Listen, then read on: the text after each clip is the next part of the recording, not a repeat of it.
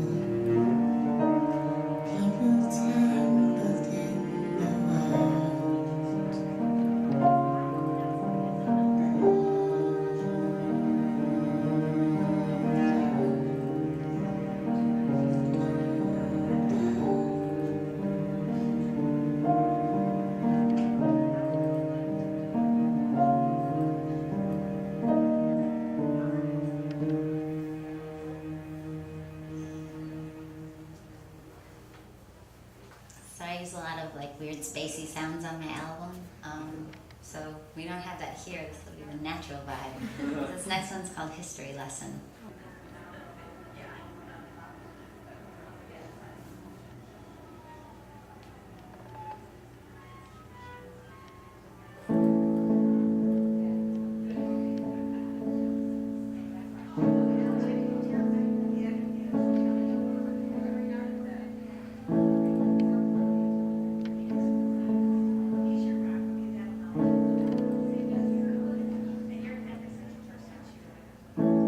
This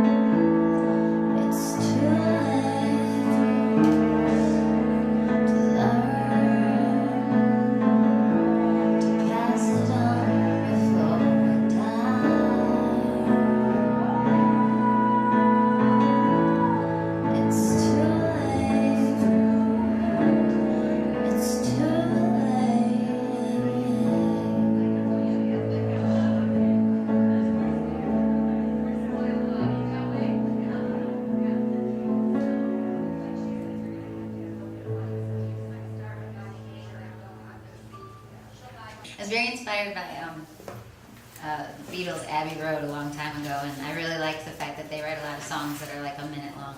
So this is called Willing to Walk.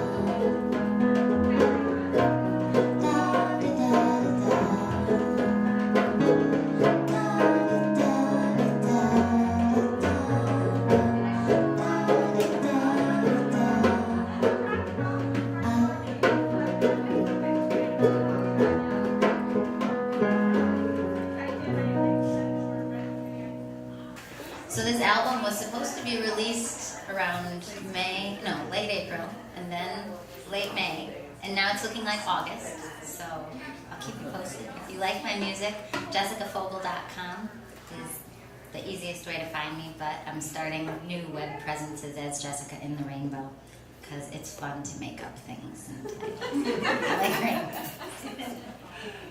Yeah, but if it's out of tune, you can just play on that. We're gonna tune real quick. Yeah, I like it like a half step down. Sorry. Fun story. Maddie and I tried to play a song together on banjo, ukulele, and ukulele yesterday, but we weren't in the same key at all. How was that? Wasn't that good of a story? Yeah, it was outside of her dentist's office. She jokingly said we should play a concert there, so I pulled over and we did. We only made it about a verse before we got really annoyed at the clashing sounds. That would make going to the dentist much more enjoyable. I made her play for me at the gas station too. It was really cool. Roll out your window. It was cold out too. It was very nice of me. Okay, you ready? That's right. I think so. Oh, nice try.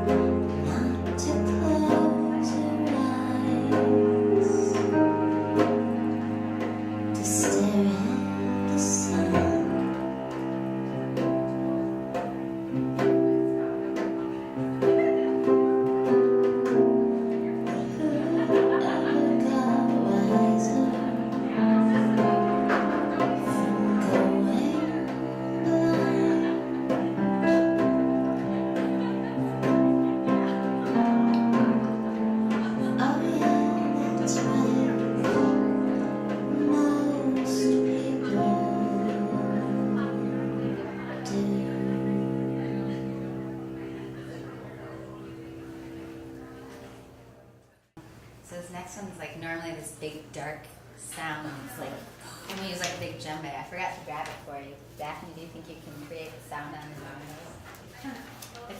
It's Wake Up and Apologize. And we have like a bunch of background vocals, and they're like, oh, but I didn't. You know, we're trying smaller configurations. Can kind of make it sound like something on those. Or just play along. Doesn't matter. Okay. But you can still do your own. Okay. So this is called Wake Up, parentheses, and Apologize, parentheses outside those parentheses, to yourself, parentheses, parentheses.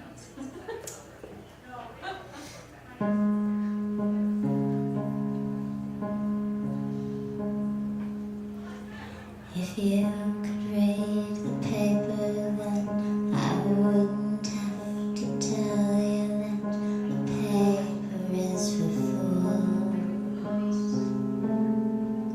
If you could read into the picture, I wouldn't have to spell it out for you.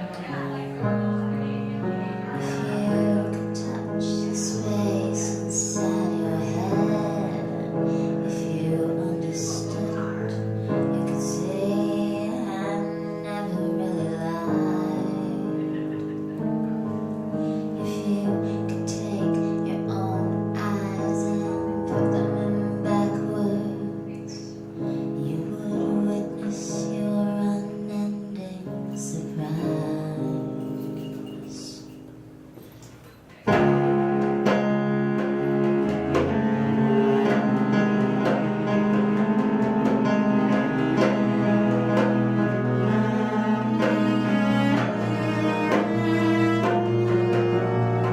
Think you know the answers and you see them in a box of caress, or in a game you played.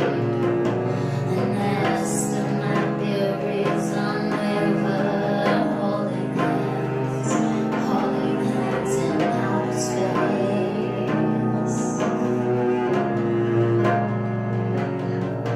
If you could touch the space inside your head, if you understood, you could see I probably overtried. If you could take your own eyes and put them in backwards, you would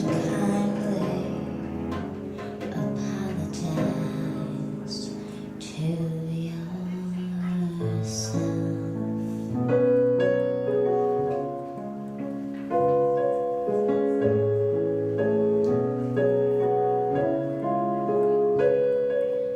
I'm so tired of knowing more than you. Would you wake up to the obvious truth? I'm so tired of knowing more than you. Would you wake up to the obvious truth?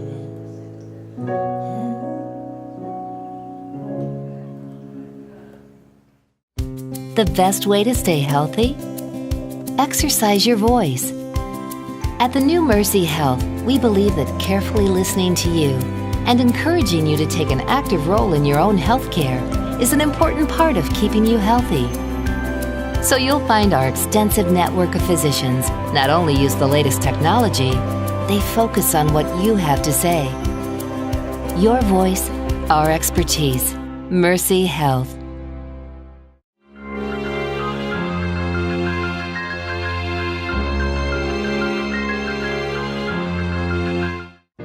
I've had dozens of people tell me, just cremate me when I die and then throw a big party. I'm sure you've heard someone say that too. I completely get it. Well, I want to help you throw that party. I've got tables and chairs and easels and boards. I've got sound systems and music. I've got caterers and food. And I've got all the people to set it up and break it down when it's all over. So why don't you let us here at Clocks help you with that party so you can focus on what's important, sharing the stories.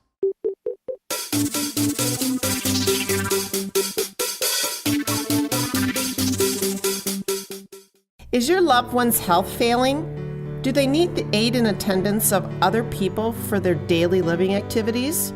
Were they a veteran? If so, it is possible that they are eligible for a special pension called Aid and Attendance through the Veterans Administration that will assist in paying for their health care needs. There are 4 eligibility factors to consider, and you can find out if your loved one is eligible for any of these benefits just by making a phone call to elder law attorney Anna Duggins. She can be reached at 231-722-5415, or you can email her at aud@parmenterlaw.com.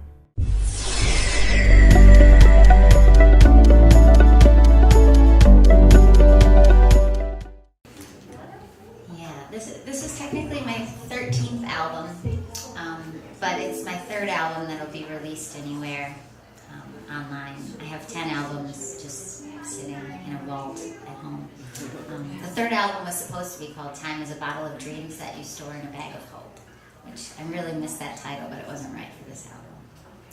But this album will be called Catalysts, and yeah. Oh, I was just stalling for you. You had your thing?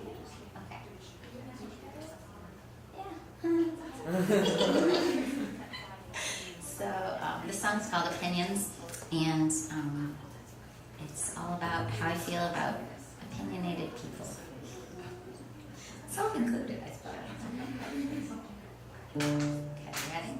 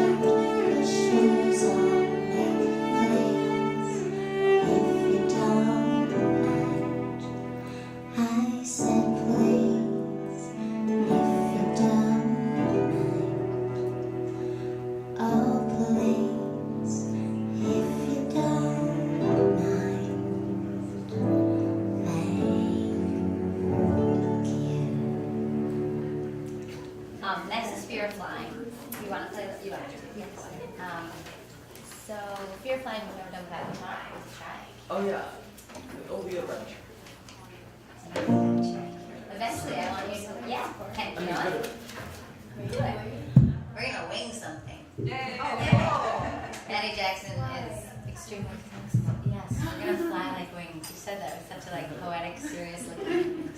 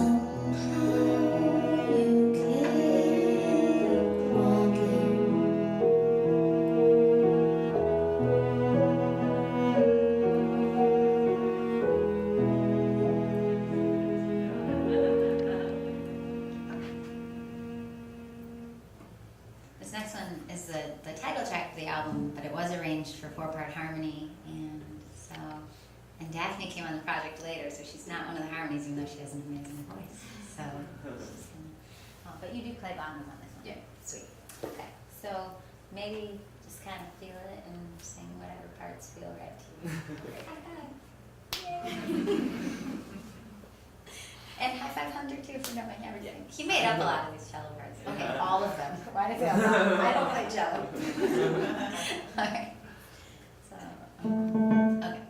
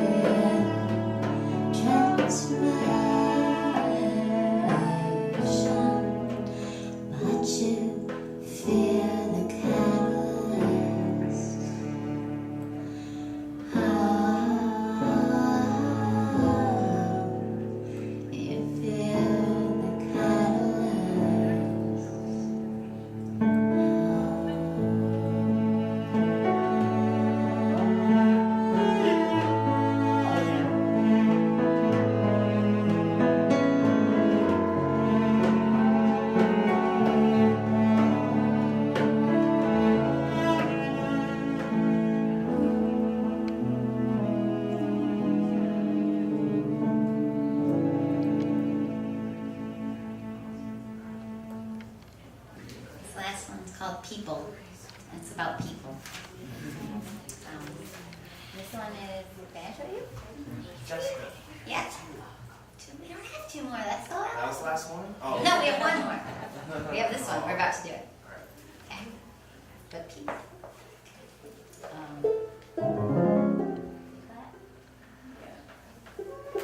I've never just done the whole album as a set. That's fun.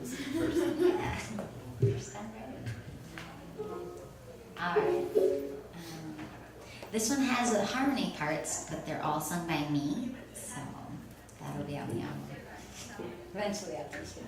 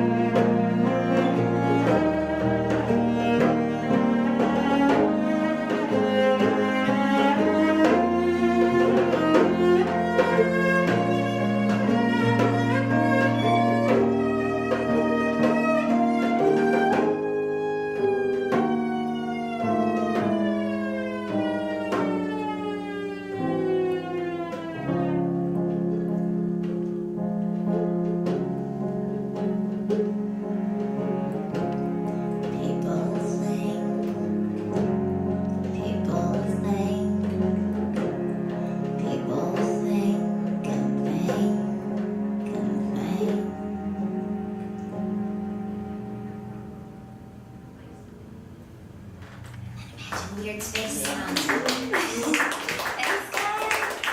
Thanks for coming out. So stick around. Brian Ralph will be up next. The Village at Park Terrace Senior Living Community, offering beautiful yet affordable 1- and 2-bedroom apartment homes as well as 2-bedroom cottages. Rent includes a wide variety of exceptional services, from daily meals shared in the dining room or delivered to your door, to scheduled activities and social events, to 24-hour emergency on-call service. Their expert, caring staff is there to assist you with all of your retirement needs. The Village at Park Terrace Senior Living Community, where you can enjoy the luxuries and comfort of your own home without the work and worry.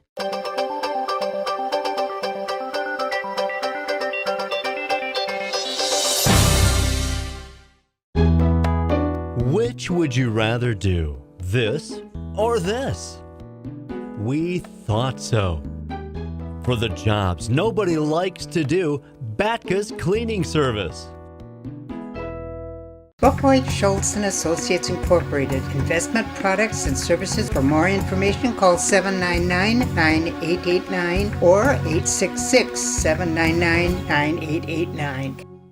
Your vehicle is an important part of your life. It gets you where you need to go. Take care of it by bringing it to Van's Car Wash and Quick Lube. At Van's Quick Lube, every vehicle gets up to 6 quarts of high-quality Quaker State oils, new oil filter, and a free car wash with every service. If you need a quick wash that is done right the first time, then stop by any convenient Van's Car Wash and experience the hand-scrubbed and Simonized difference. Keep your car running and looking great at Van's Car Wash and Quick Lube. 6 convenient locations, 1 near you.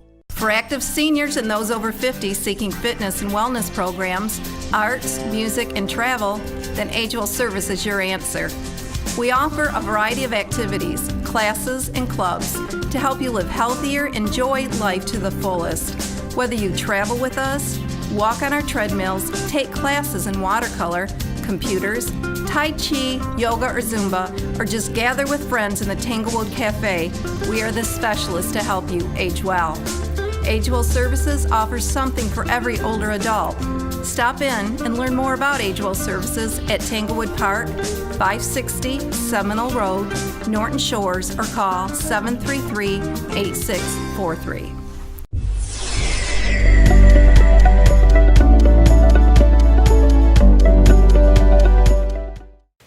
Hello, this is Brian Ruff, and I'm here celebrating the Day of Gratitude at the Mercy Hospice Center with the Art of Loss and Hope. There was just an art showing here and lots of music and great talent here in Muskegon. So I'll start my song with the solo off of my current EP, Stairwells and Cellar Doors. This song is called Beneath the Steps.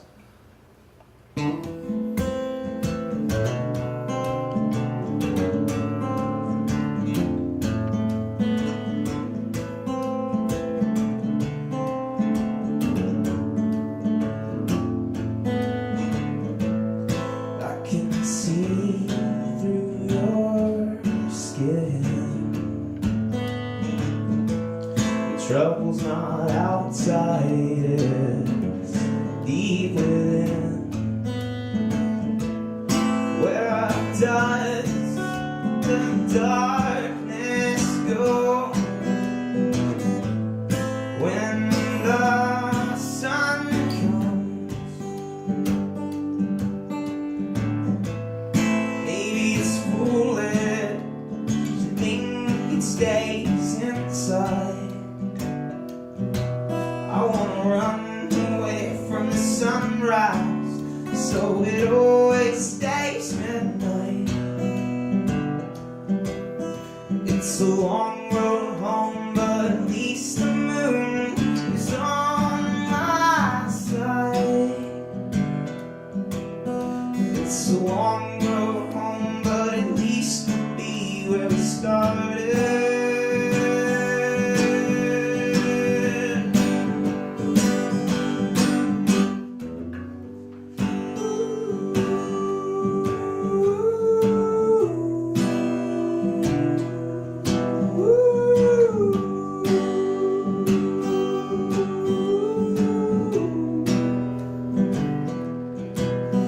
Mr. Reaper, where have you been?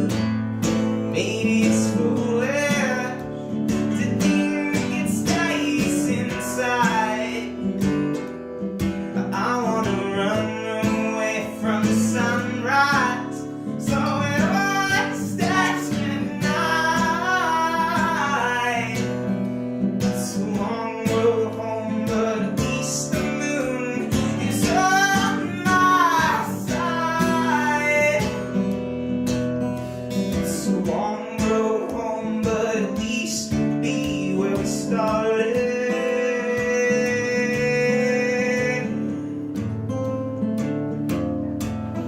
I'm ready.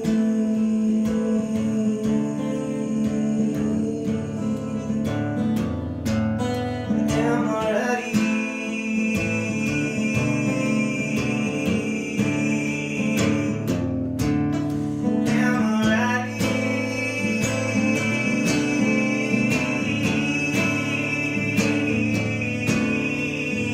ready.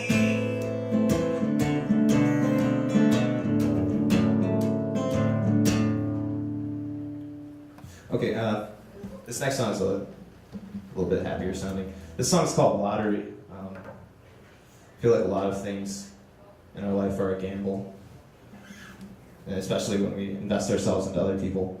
So that's kind of the gist of what this song is about. I hope you like it.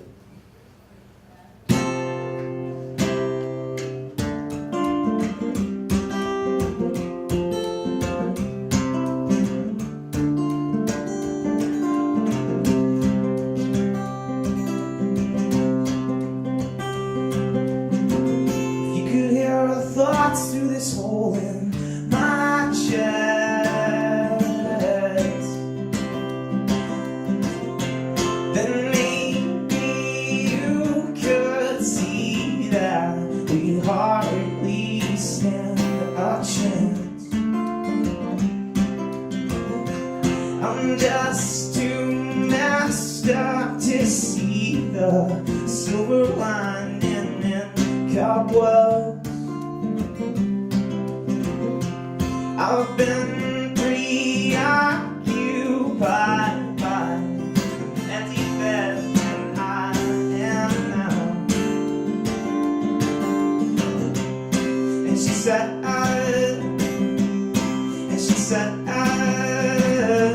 maybe we could win the lottery.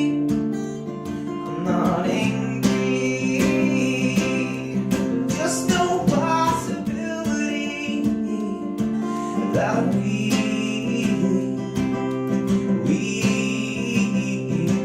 could win.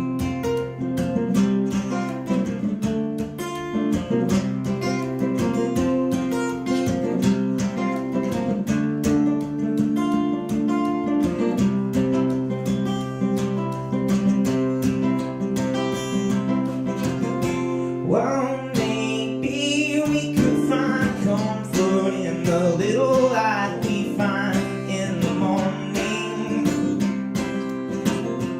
I drove us all across Denver just to find a brand new home.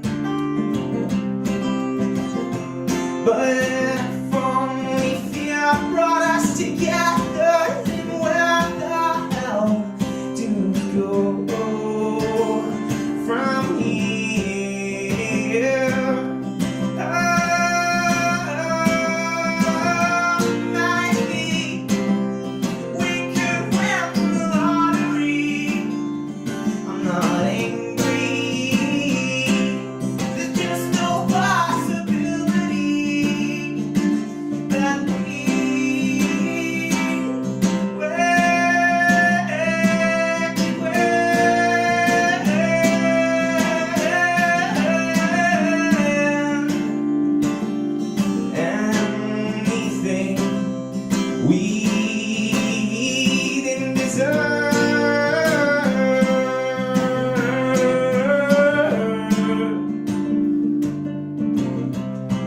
Deserve it.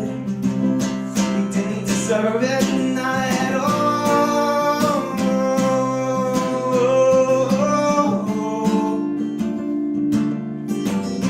We didn't deserve that. We didn't deserve that, not at all.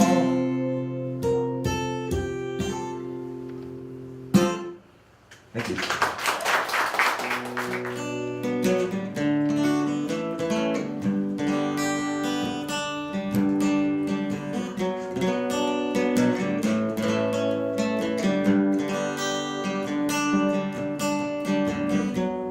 I walk among lone ghost on the sidewalk,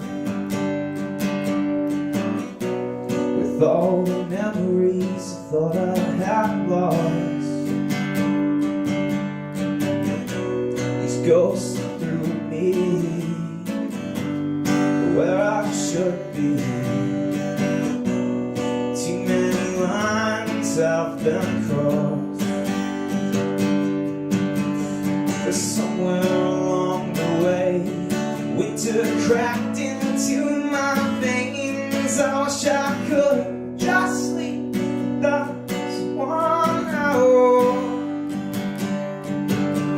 'cause I miss me and who I used to be. Do you?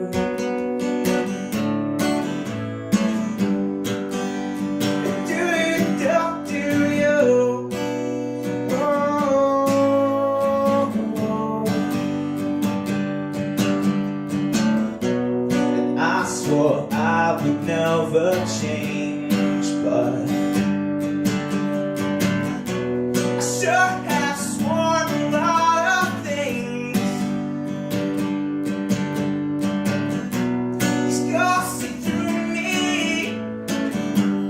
who I should be. Too many lines have been crossed.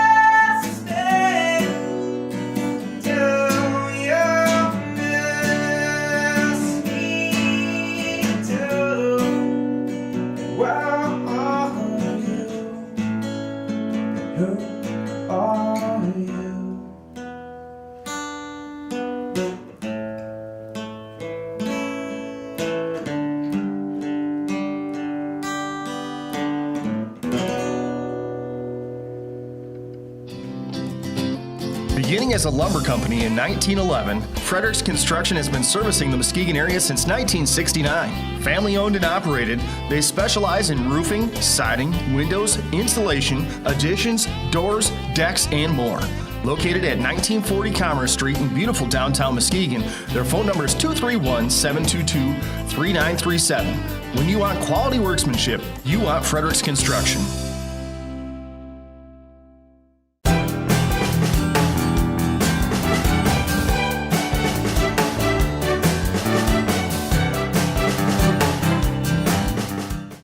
Muskegon Area District Library, formerly the Muskegon County Library for the Blind and Physically Handicapped, offering public library books and magazines, both fiction and nonfiction, to visually and physically impaired individuals. With their new location at 4845 Airline Road, they can be contacted at 231-737-6310. Benson's Drug Company, the home of Benson's Bottom Pain. Offering an expanded grocery selection, Medicare billing, and diabetes management and education. Benson's now features a Kodak machine, which allows customers to edit, copy, and develop their own photos.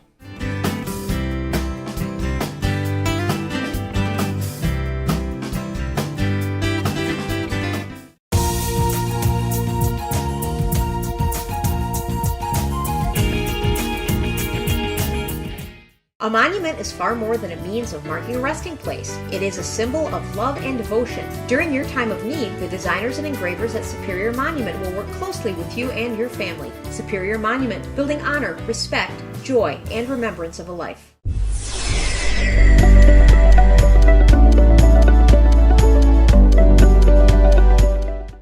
I really felt the need to play this. This goes out to my best friend who had tried to commit suicide yesterday. I'm glad he's alive. And this is what it's all about, is spreading awareness of, watching for the signs with your friends and family, making sure that they know that there's someone there for you. This song is about pretty much how he felt around 4 in the morning last night.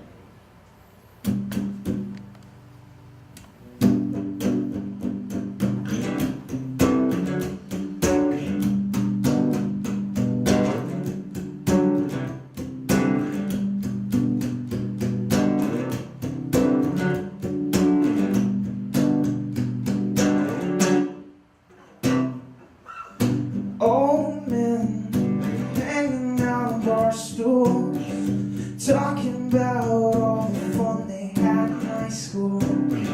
So where'd your dignity go? I think you lost it somewhere down your throat. It's taking you out again, down your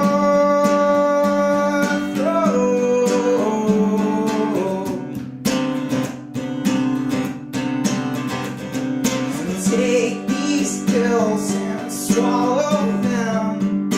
Don't forget to drink up. It tastes like shit, but you take it to feel numb. And you take it because you'd rather be numb. And you take it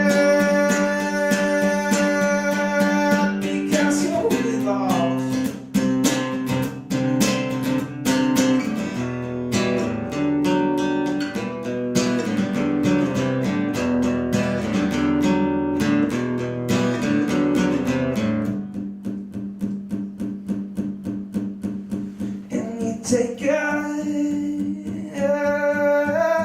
because you really know. And you take it because you're really lost. And you take it because you really know. And you take it.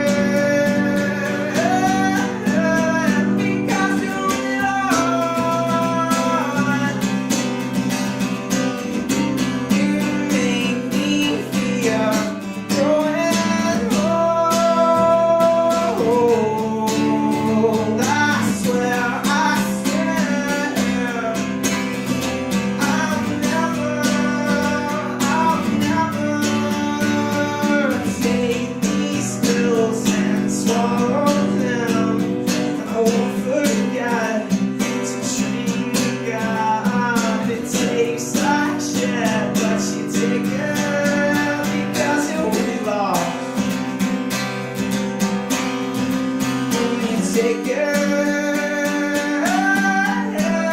because you really know.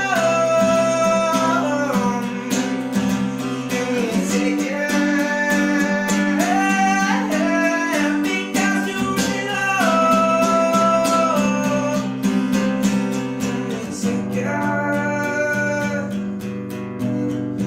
because you really know. And you take it because we're really lost.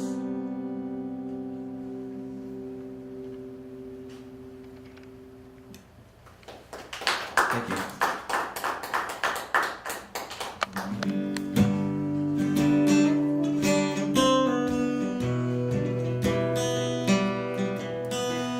This song is one I wrote out in Colorado. wrote this song just to basically explain how much I miss home.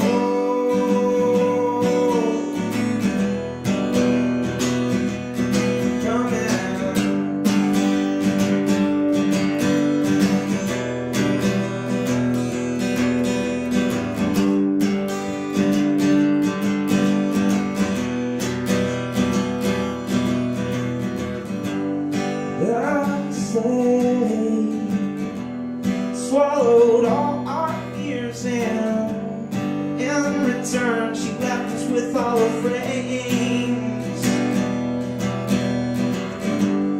We could pass time by passing by, oh, and wake up and do it again. That's okay. I miss you and I'm sorry, but it's okay. But I'm not coming. I miss you wherever you are. I'm sorry, but it's okay. But I'm not coming.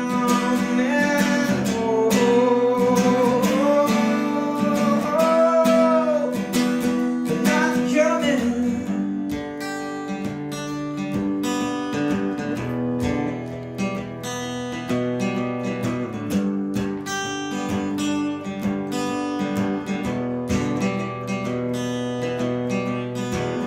La da da da da, la da da da da, la da da da da. I'm not coming home. You got your own problems. La da da da da, la da da da. I miss you.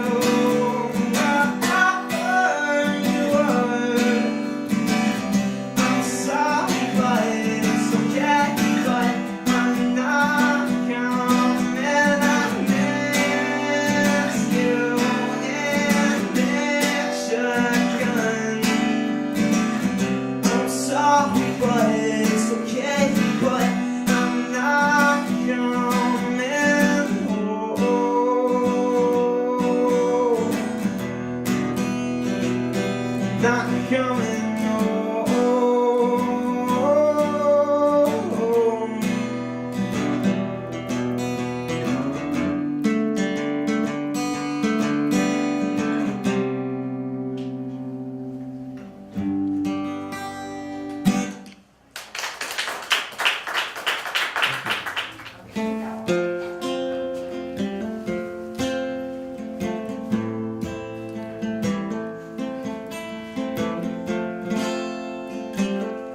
This song is called Someone Still Loves You.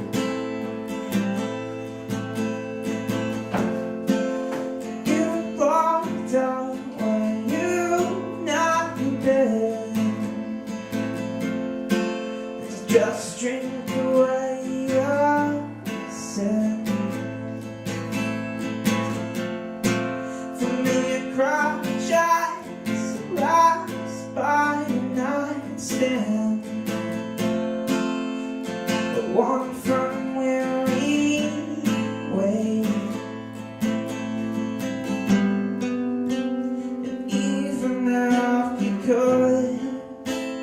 just run away.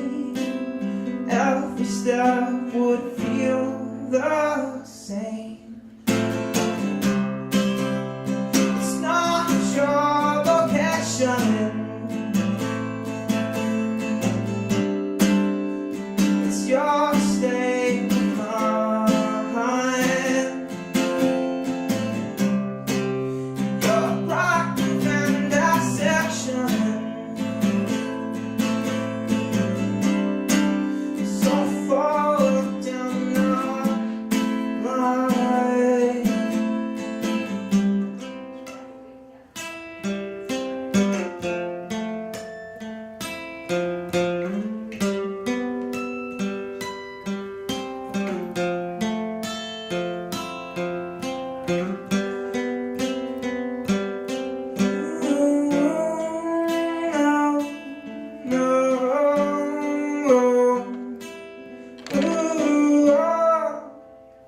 You said this town is our backyard,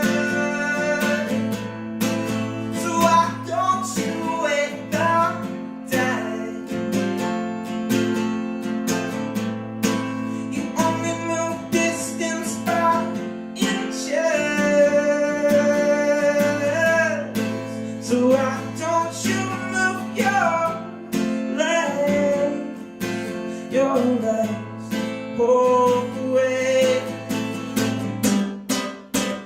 Even if we could just run away, every step would feel the same. It's not your location, it's your state of mind. You're a product of indecision, so far down the line. And what could be another way to say I'm wanting me to die? And what could be another way to say I'm stepping away again? It's not your vocation, it's your state of mind. But someday you go down the road and find that you're so messed up.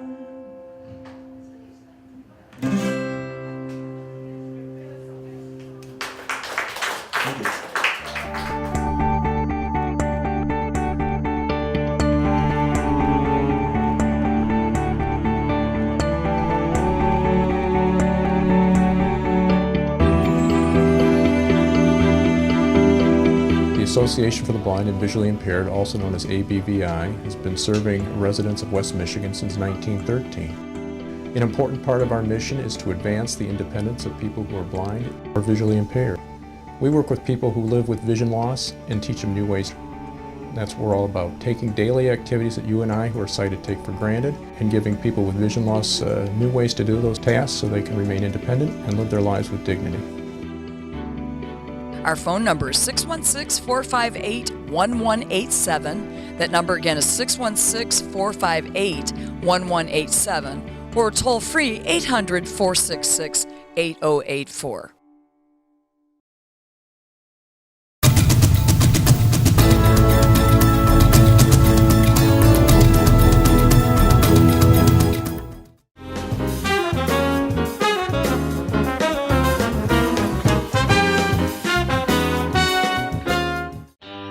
14 years, Jewett Heating and Cooling has been providing the West Michigan area with fast professional service and installation. A paying dealer, they specialize in the service of all makes and models of furnaces and air conditioners, both residential and light commercial. With over 35 years of experience, Jewett is fully licensed with the EPA for lead removal. Jewett Heating and Cooling, your family-owned and operated heating and cooling specialist. 231-788-4287. Specializing in paint furnaces and air conditioning.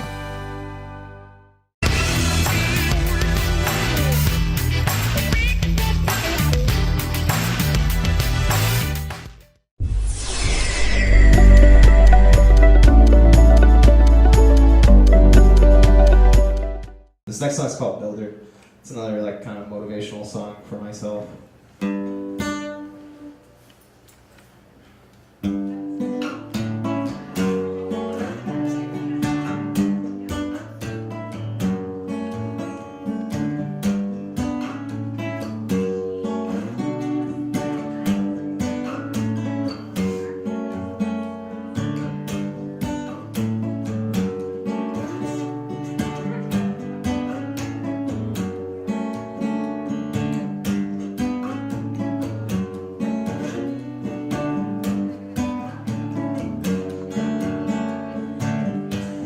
Been around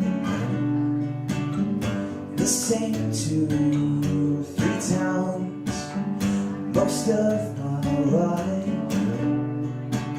No matter how many cities I've traveled by, it's always the same. Same faces, even the same names. I don't know where my feet aren't touching the ground, and it's all just a simple mistake that we made. It's just a little too real.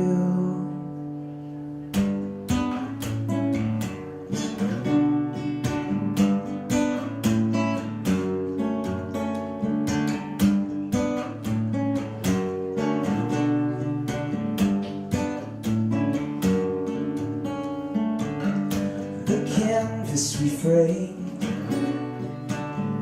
was far too large for one mind to cover right, and I'm feeling strained like silver wrapped around your neck, like silver wrapped around your finger. I wanted to make my whole life revolve around you. When will my mind learn to heal and fill in the cracks in this parchment you gave me to draw on? It's rough and it will surely break my pen. I need a bigger brush to cover up the words on my walls. Hater, destroyer, hater, destroyer. I wanna be a builder.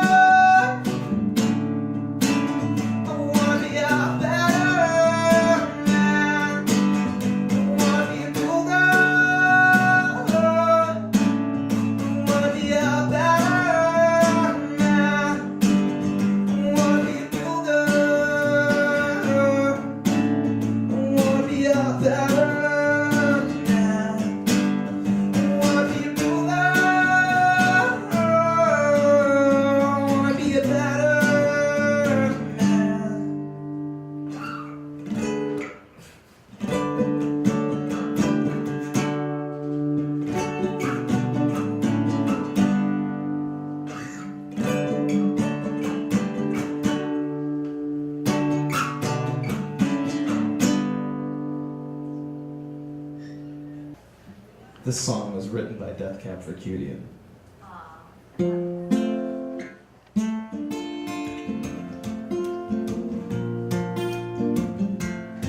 think it's fitting for the day. Yeah, definitely.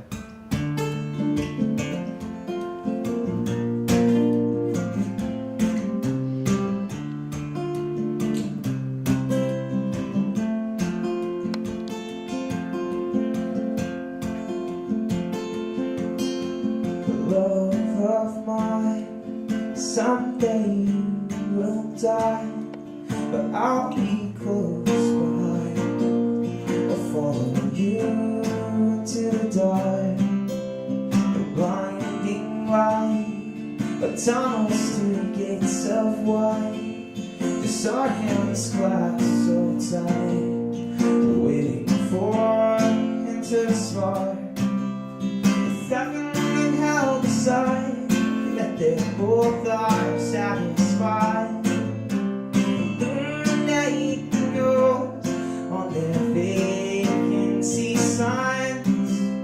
If there's no one beside you when your soul invites, then I'll follow you to the dark.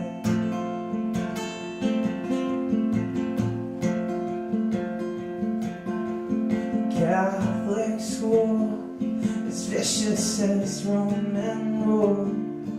I got my knuckles bruised by the laying blind, and I held my tongue as she told me, son, fear is the heart of love.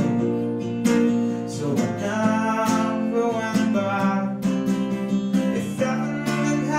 That they both are satisfied, illuminate the notes on their vacancy signs.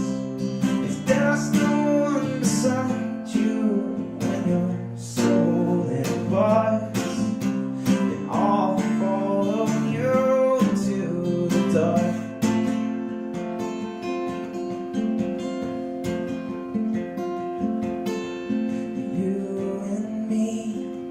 Seen everything to see, from Bangkok to Calgary, and the soles of your shoes were all worn down.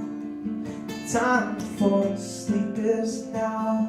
It's nothing to cry about, 'cause we'll call each other soon in the blackest of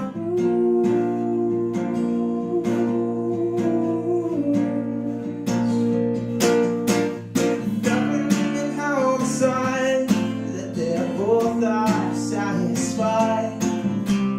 Illuminate the notes on their vacancy signs.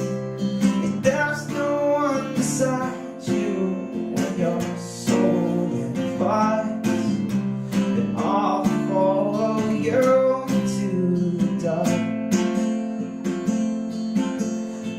I'll follow you to the dark.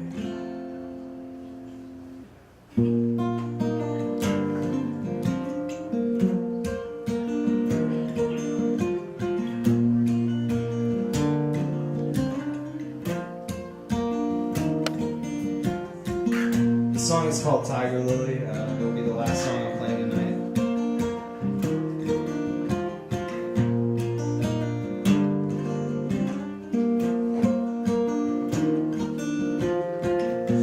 No, you said it's hanging in my closet.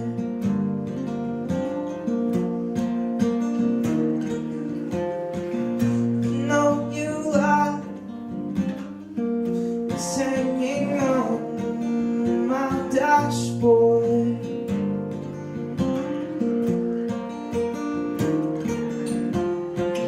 The piece you got to yourself all of the time. Well, I can understand that. 'Cause why we're really getting from shouting everything.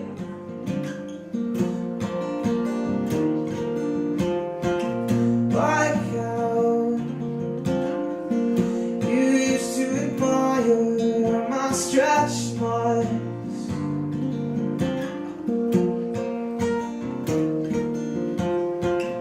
and how you would fall asleep while making constellations out of my freckles. I wonder how this woman could love me.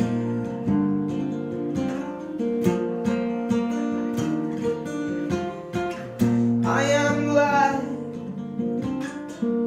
into a time machine so we could have a new beginning. And I wonder, as you pick the flowers, whether you were the tiger or the lily.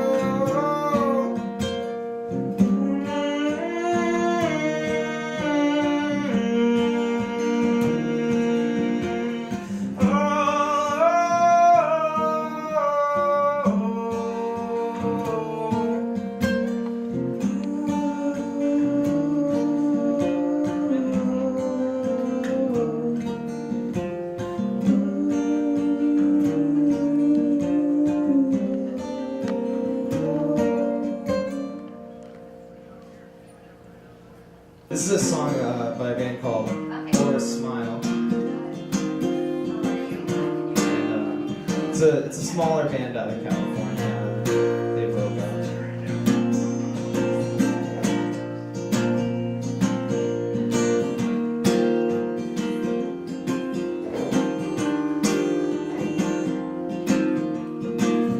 Are you a mountain? Are you standing strong and tall?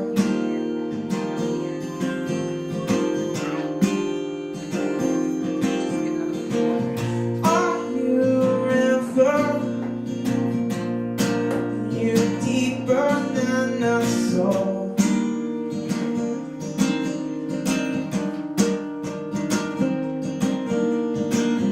Are you a river? Do your waters flow into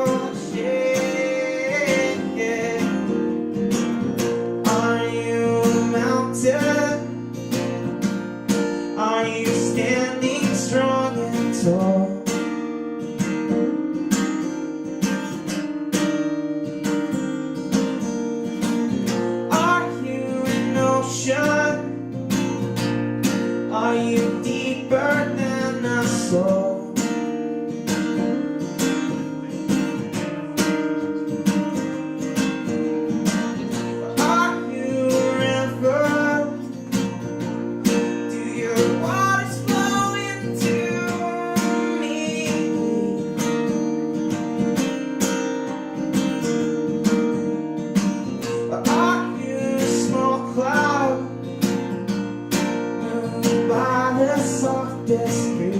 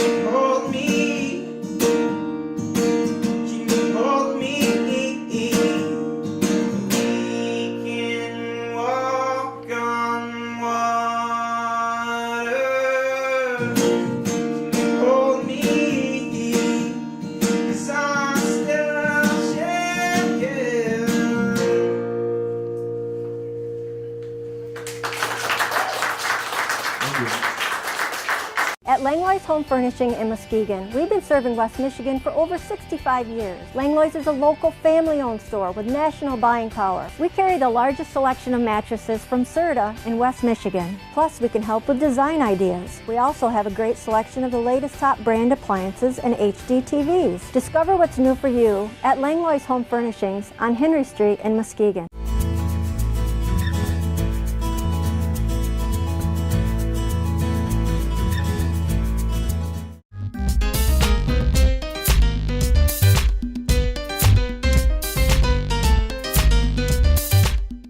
Life Circles to provide comprehensive, compassionate, and team-based care to the frail elderly in partnership with their families and caregivers in order to maximize independence and their quality of life.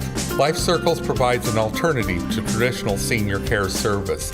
Life Circle allows an individual in need of skilled nursing care to remain in their home or community setting and receive quality care from the program.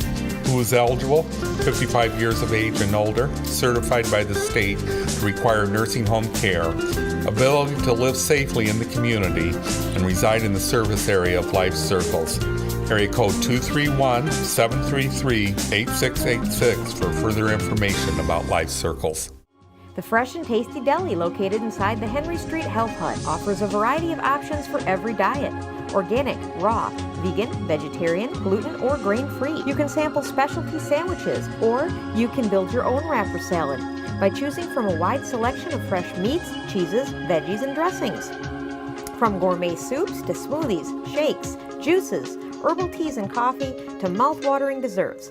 The Fresh and Tasty Deli is here to serve you.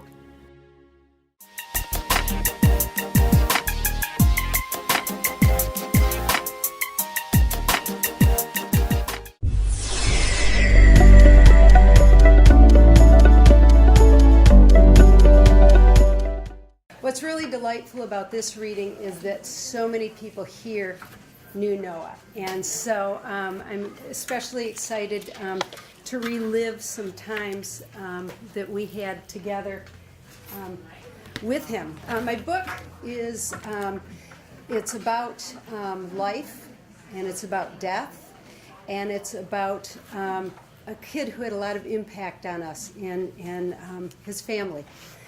The book is divided into 5 sections. It opens with the story of Noah's very serious illness and then his death. And then it moves into some life stories. So I talk about his birth and his growing up. And then it's going to take you back to the time of his death. And then there's some what I call grief and moving forward stories, because I just don't ever think you really move on from something like this, but you do have to move forward.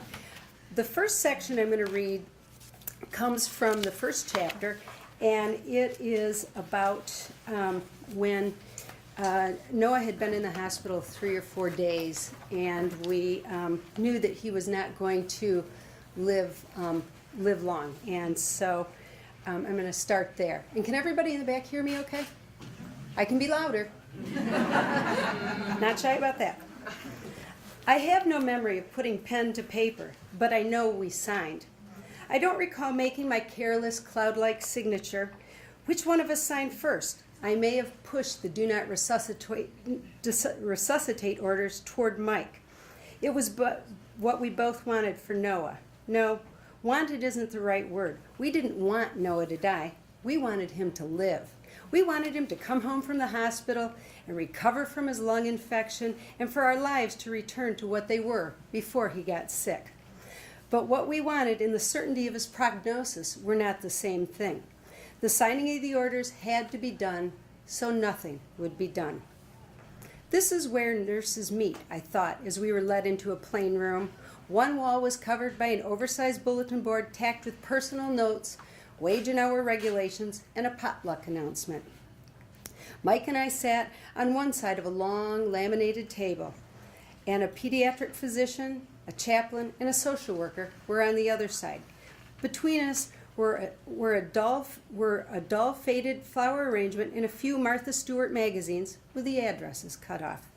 We talked through dozens of scenarios before this meeting, weighing our options and questioning our decisions. What seemed to be the right direction 1 hour would be wrong the next. Separate members of Noah's clinical team talked with us about the orders during his hospitalization. Signing would make it official. The act of signing forced us to ask questions of ourselves and the clinical team about what was best for Noah and if there was any purpose in futile measures. If nothing is going to make him better, then why are we prolonging things, I asked. Keeping Noah alive just to revive him doesn't make sense. I don't think the tubes and oxygen and suctioning are good for him, Mike said with a shaky voice. It causes Noah too much pain. I hate seeing him in pain. He stared out the window for a long bit. He's suffering, and I feel like we're just keeping him alive to let him die. That's not right, I said, looking directly at the chaplain. I knew she was on our side.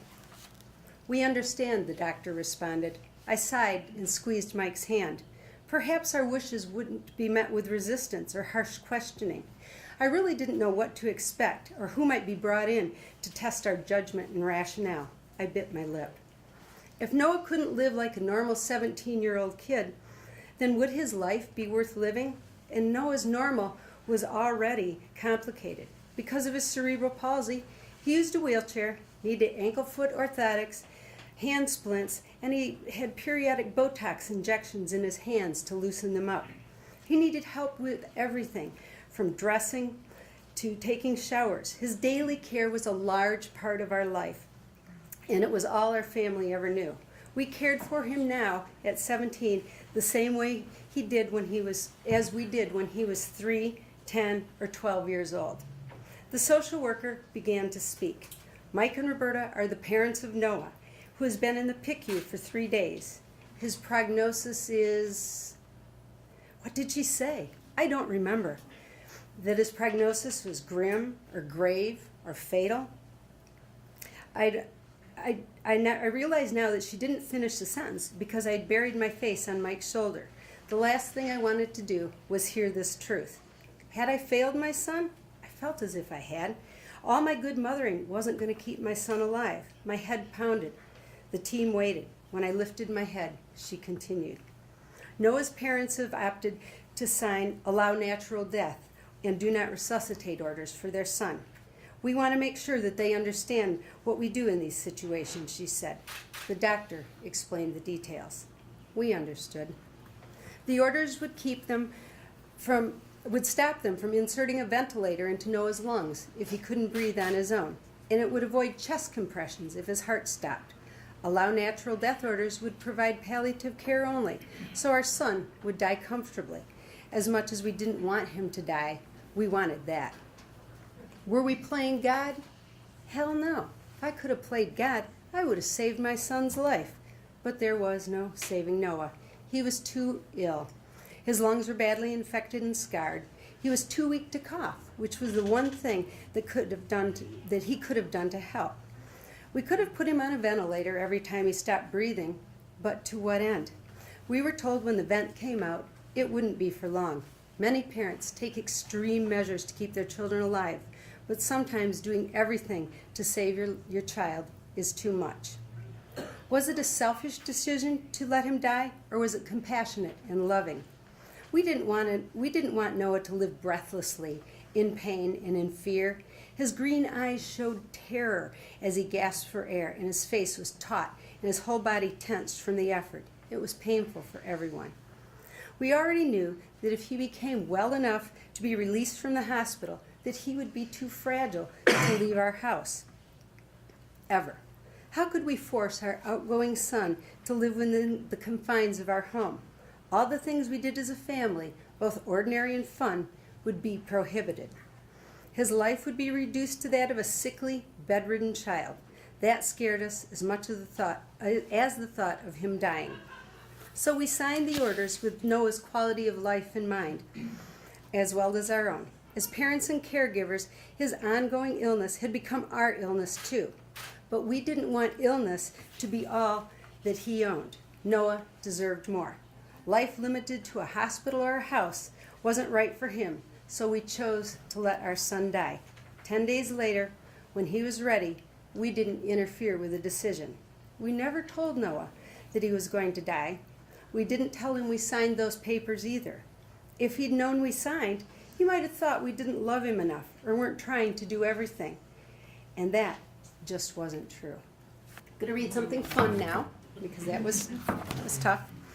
I'm going to read one of the life stories. And what's really fun about this book, and I think there are many fun things about this book, you realize that in the scheme of things, that death is very short. Even if you have a long and protracted death, it doesn't last long compared to life. So there are a lot of life stories in this book. And this one takes place in Muskegon.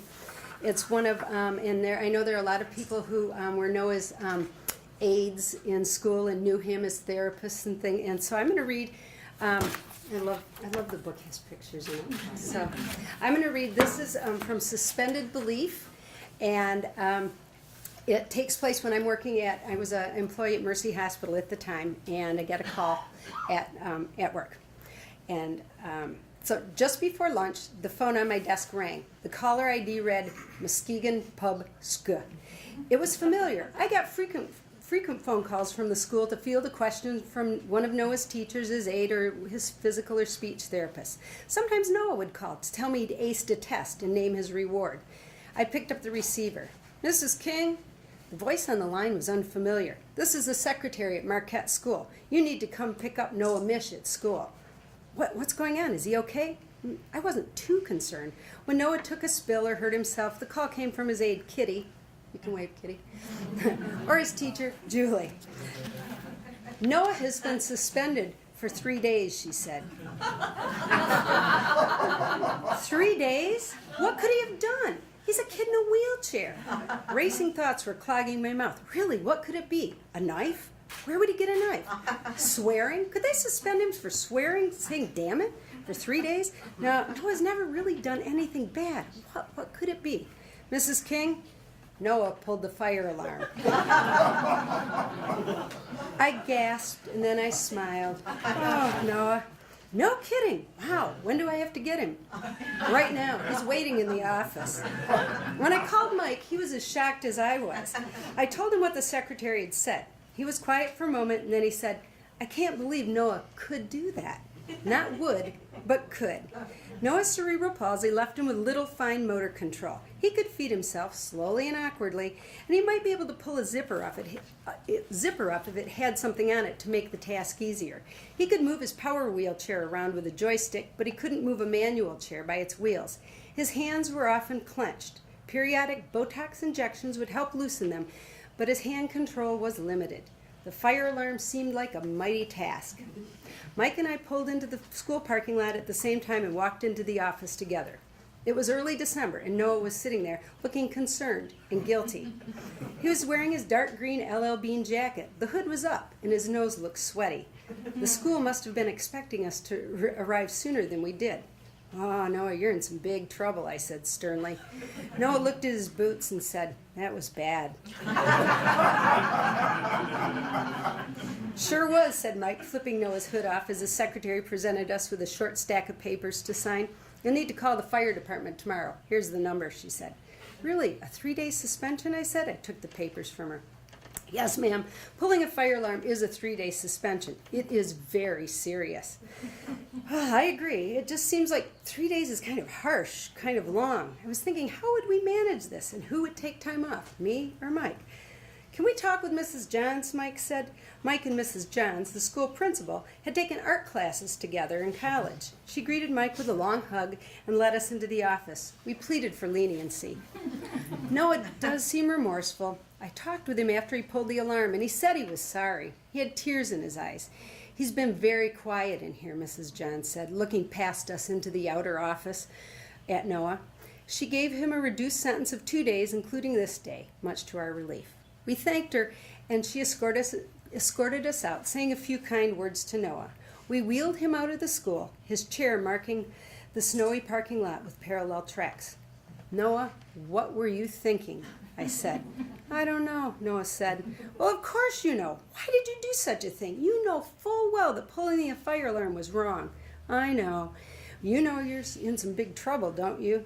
"I'm sorry," Noah said. He was the most insincere sorry sayer. "Sorry."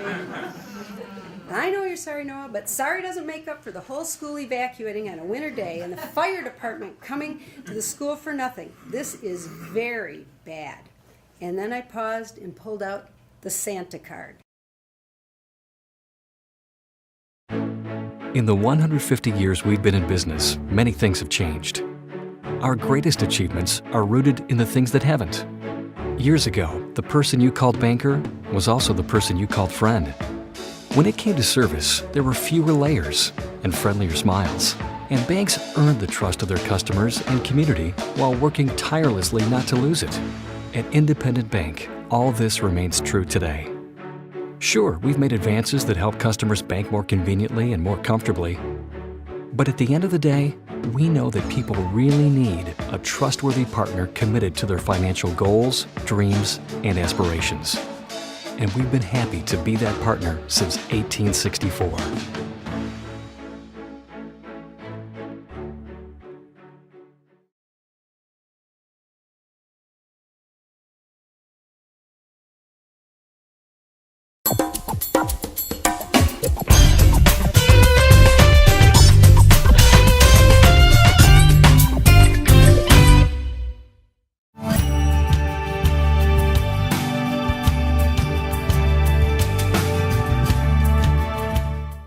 When you have dental problems, you need to turn to a dentist who listens and responds, an experienced doctor who knows the field and can effectively diagnose and treat your needs, who can counsel you on the best ways to maintain and improve your health.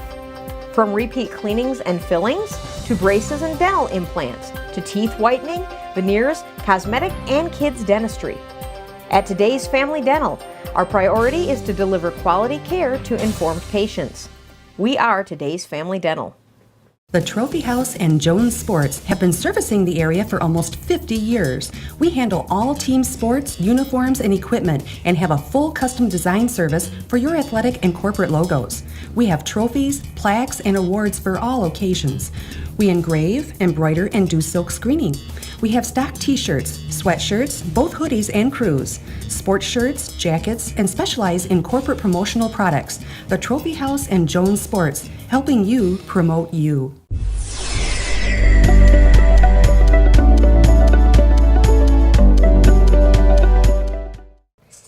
12 years old, but he was still a Santa believer. We had never discouraged it and really helped build the myth.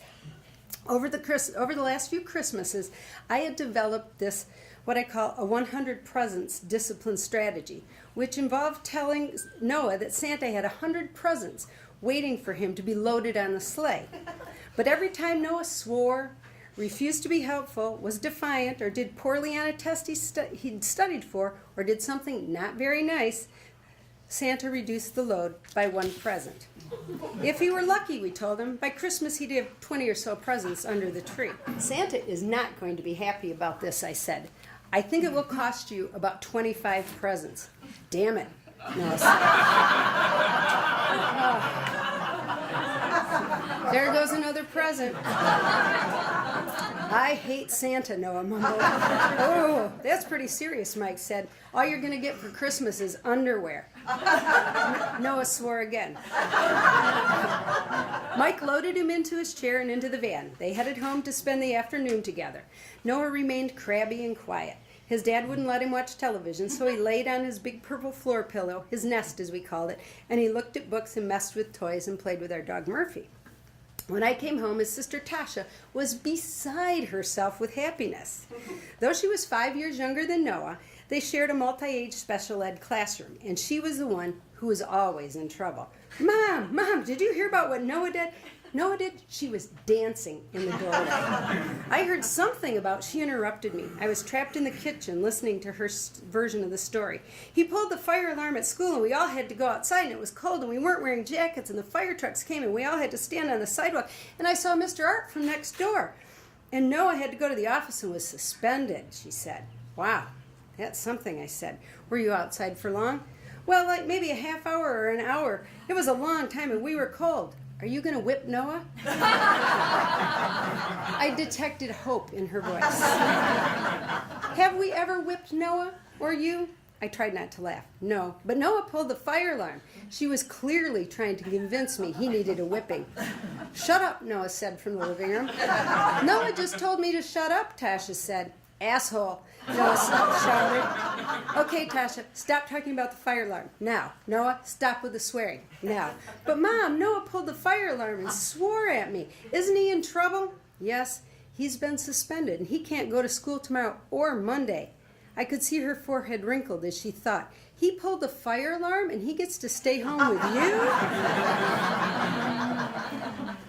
I know, it seems wrong, but that's what's happening. You go to school and he stays home. Not fair, said Tasha. No kidding, I said. And then I'm going to skip through, and there's more to the story, but when I got to go to the firehouse with a handsome Major Metcalf, but I'll let you read about that. After the kids were asleep, after the kids were asleep, Mike and I went to bed, and we finally had a chance to talk. We whispered so the kids in their rooms below couldn't hear us. I can't believe he did it, I said. Me either. I didn't think he had the hand coordination and strength. Who do you think parked the chair so close to the fire alarm? Yeah, who was that, Kitty? So who parked his... It was in therapy. I think it was probably a therapy thing.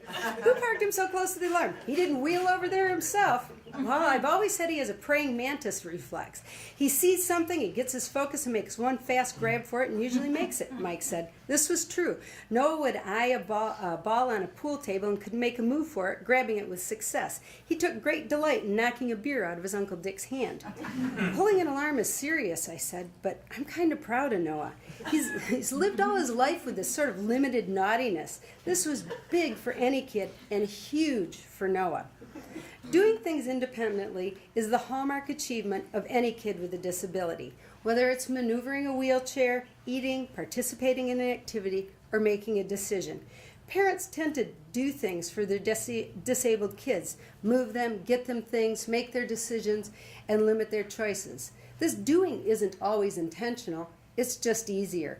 Over time, kids with disabilities like Noah come to have what is known as learned dependence. There were things Noah could do, but chose not to because he knew if he waited long enough or refused, we'd give in to him and do it for him. He was able to feed himself. He proved it each summer at camp, but at home, he let us feed him.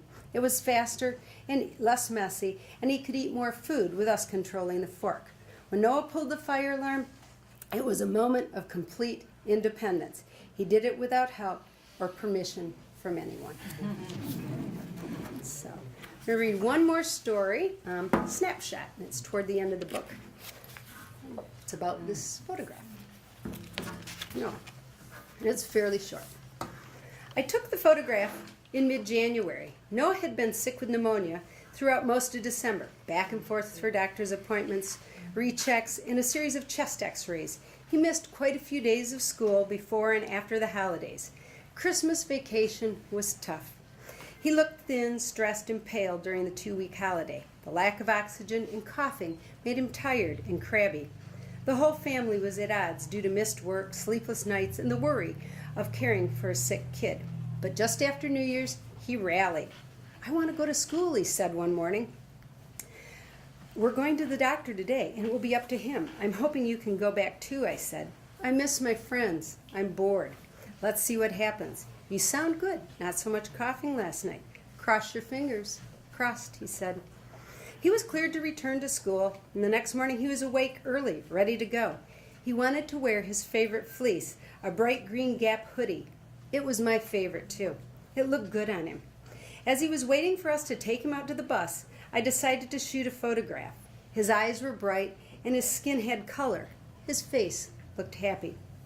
"Hold on, Noah. I want to take a photo. You look so robust today." He sat up a bit straighter in his wheelchair and practiced a smile. I took a few photos. His bleach blonde hair showed from under the hood of his fleece. This hair color, it was his idea.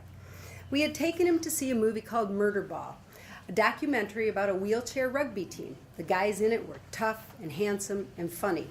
One of the rugby players had bleach blonde hair, and he and Noah looked alike, slender and boyish. We all noticed the resemblance. "I want hair like that," he said after the movie. "Bleach blonde? Or purple," he said. "I'd like purple hair." No purple hair. "I think I could live with a blonde or blonde," I said. So together we picked out a box of hair bleach at Walgreens, and before he got sick, we bleached it. He was a towhead from birth, and the new color was brighter than his normal shade of blonde. It was an odd yellowish blonde. He liked it, and I got used to it. Noah smiled for the photo. It wasn't his big, normal, goofy photograph smile for Mom's smile. It was a smaller, more tentative smile. "Nice," I said, as I showed him the thumbnail photo on the back of the camera. "Good one, Mom," and he was off to school.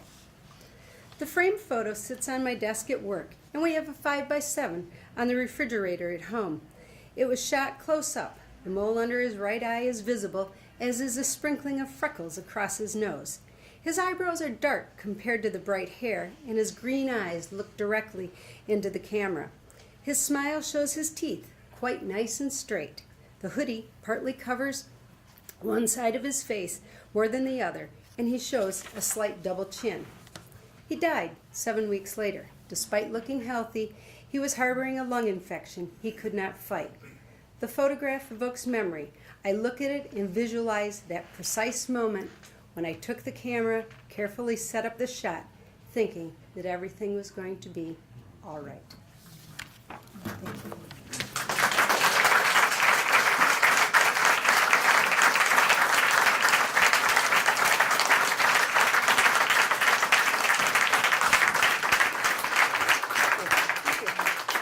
If anyone has questions, I'd be happy to answer questions. And then if anybody didn't get their book signed and wants it signed, I'll do that back out there in a couple of minutes. So, questions?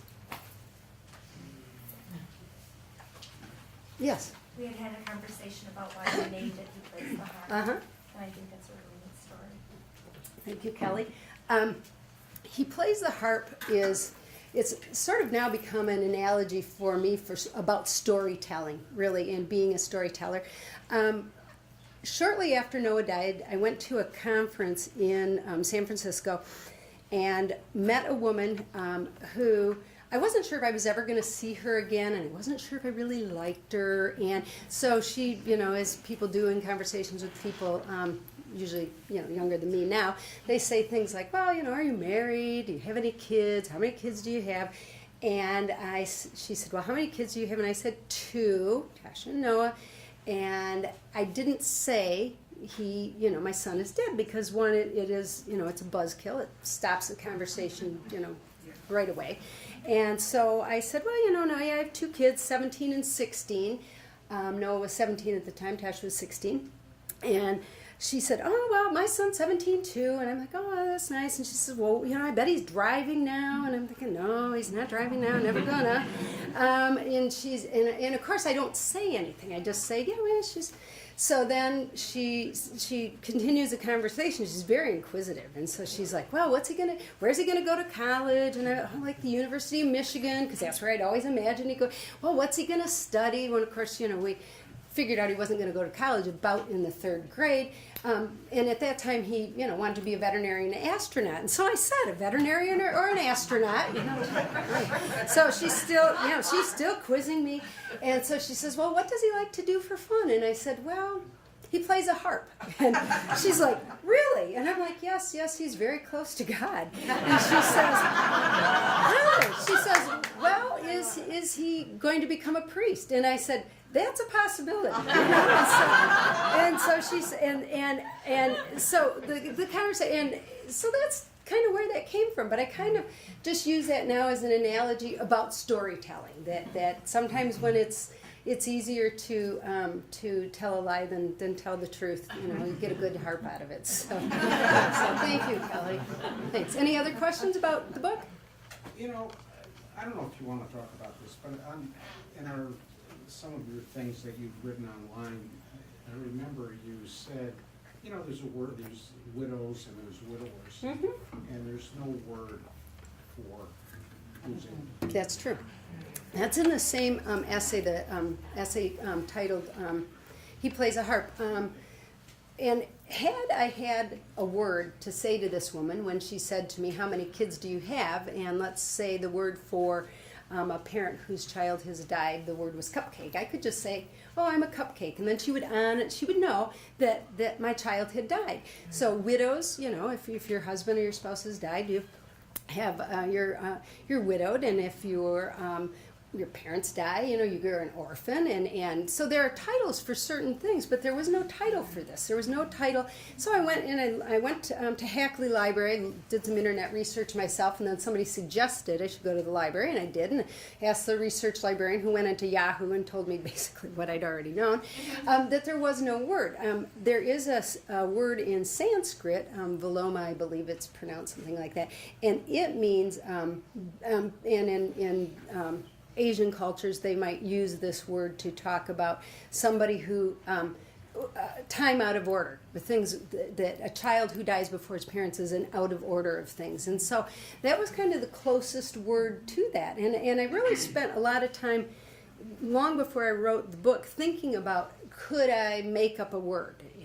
Could I come up with something that I could use, that I could just say? And I never did come up with that word, but I thought it would be really useful if I were able to do that. But thank you, Bob. That's a good question, and it's a lot easier for me now. And I don't know where Mike is.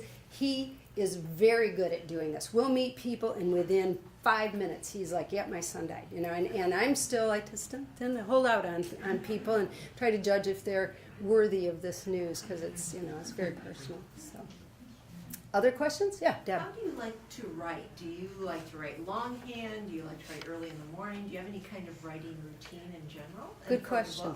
I write everything. When I started this project, I rewarded myself ahead of time and bought myself a MacBook Pro, and this is where the book is going to reside, and this is all I'm going to use this for. Nothing's going to come on it other than this. And so I wrote it all on my laptop. I write standing up like Ernest Hemingway does, and that's just neither here nor there. But I am more comfortable standing up, so I stand and write. And so I did a lot of it standing at the kitchen table, and then Mike built a library in our house, and now I have a standing table upstairs for writing.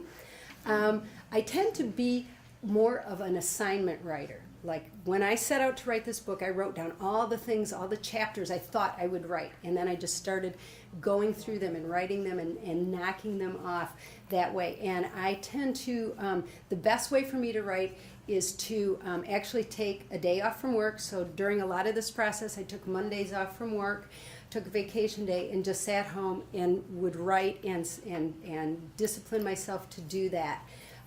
Otherwise, I did a lot of writing, oddly enough, in my van pool to Grand Rapids. I'm a very good vehicle writer, so I can write in a plane or a train, and sort of passenger in the van, and I did a lot of writing in my van to work. It took about 4 years for me to write this book. So, any other questions? Yes, Barb. What's next?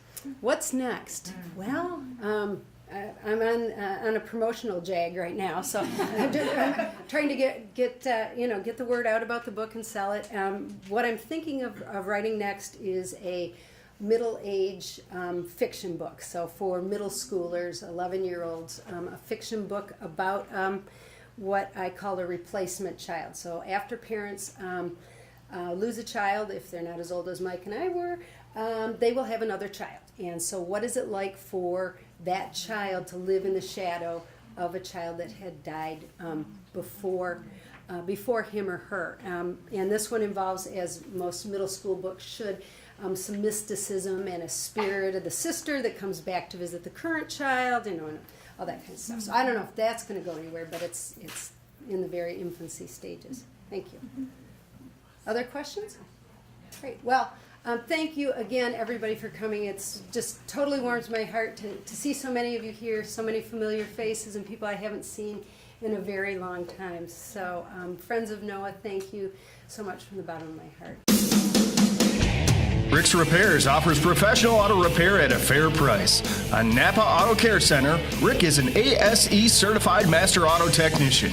Heating and cooling systems, steering and suspension, shocks and struts, brakes, anti-lock and 4x4 repairs, drivability, tune-ups, electrical, engine repair, alternators, starters, clutches, clunks, rattles, and more. Rick's Repairs, 231-788-1830.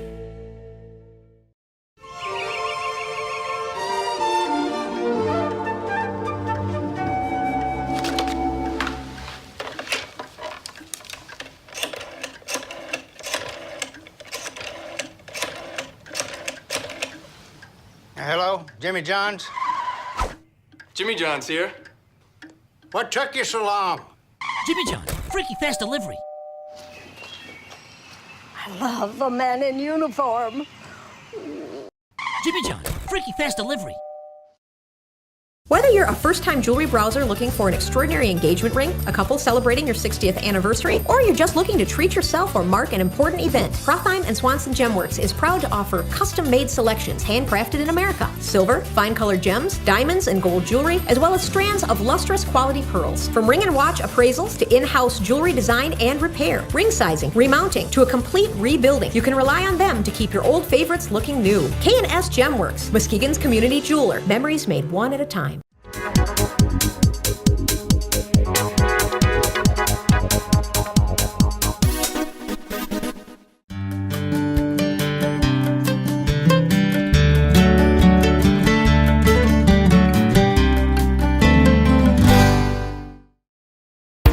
Ray's Mini Mart on Holton Road just off US 31 has everything in store for you, from fishing and hunting gear, including a variety of lures, poles, bait, and minnow tanks, to tools, hardware, pet food, household items, and gifts, along with a dairy case, grocery items like soups, cereals, condiments, and party snacks, as well as a wide selection of wine, cold beer, and soft drinks. Ray's Mini Mart has everything in store for you. Ray's Mini Mart has everything in store for you.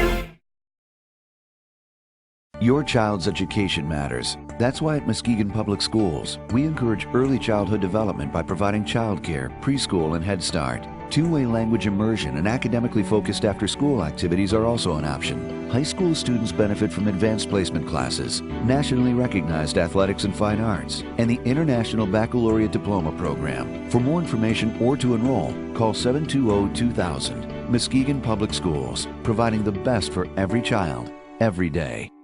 Since 1885, Olson's TV and Appliances has featured a wide variety of quality appliances, televisions, and stereo equipment. They also provide installation, repair, and delivery. Olson's TV and Appliances, a name you can trust, service you can rely on.